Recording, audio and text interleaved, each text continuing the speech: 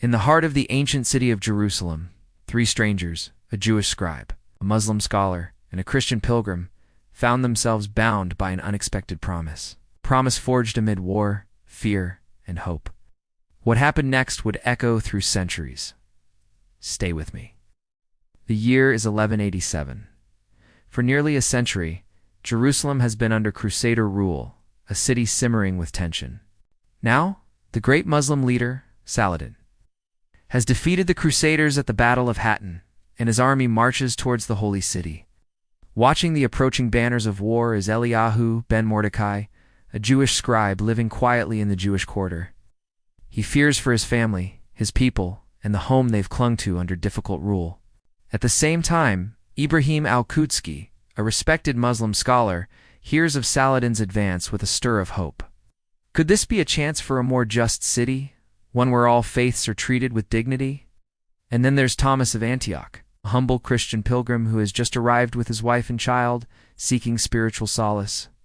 Instead, he finds the city gates locked and the air thick with whispers of a siege. 3 men, 3 faiths, 1 city on the brink. As Saladin's forces surround Jerusalem, the city's defenders are exhausted and divided. Eliyahu knows his Jewish community lives a precarious life, often excluded and fearful of what any new victor might bring. Thomas, the pilgrim, fears his journey will end in massacre or exile. Meanwhile, Ibrahim secretly meets with other leaders, trying to imagine a peaceful transition of power for everyone, Muslims, Jews, and Christians alike. On October 2nd, 1187, the city surrenders to Saladin under negotiated terms. And the terms are astonishing. Eliyahu's heart leaps when he hears the news. Saladin will allow Jews to return and settle in Jerusalem, something forbidden under Crusader rule. For Ibrahim, this is a powerful signal. Conquest doesn't have to mean suppression. Coexistence might actually be possible. And what of Thomas?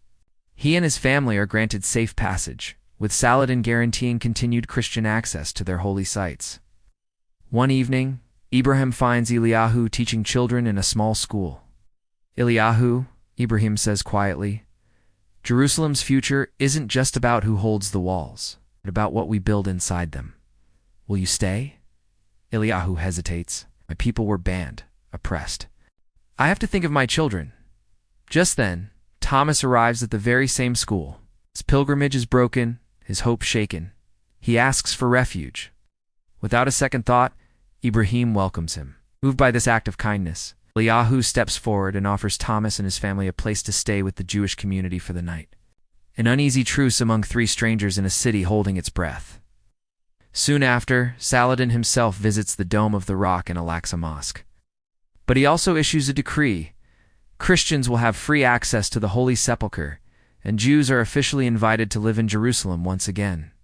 At dawn, our 3 men meet on the Temple Mount.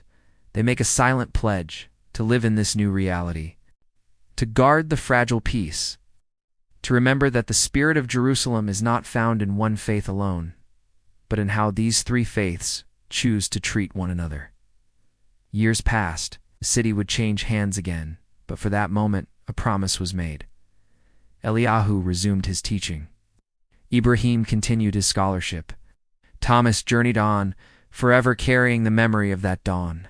The moral? In the darkest times of war and conquest, simple human acts of hospitality and respect can forge legacies that endure. Jerusalem's light was not just the flame of one faith, but the meeting of 3, standing together in a moment of shared possibility. Let this story remind us that even when walls surround us, what truly matters is how we choose to open our doors. If you were inspired by this story of hope, make sure you hit that subscribe button, click like, and drop a comment below. Which of the 3 characters moved you the most, Eliyahu, Ibrahim, or Thomas? Share this video with a friend who believes in building bridges, not walls. Thanks for watching.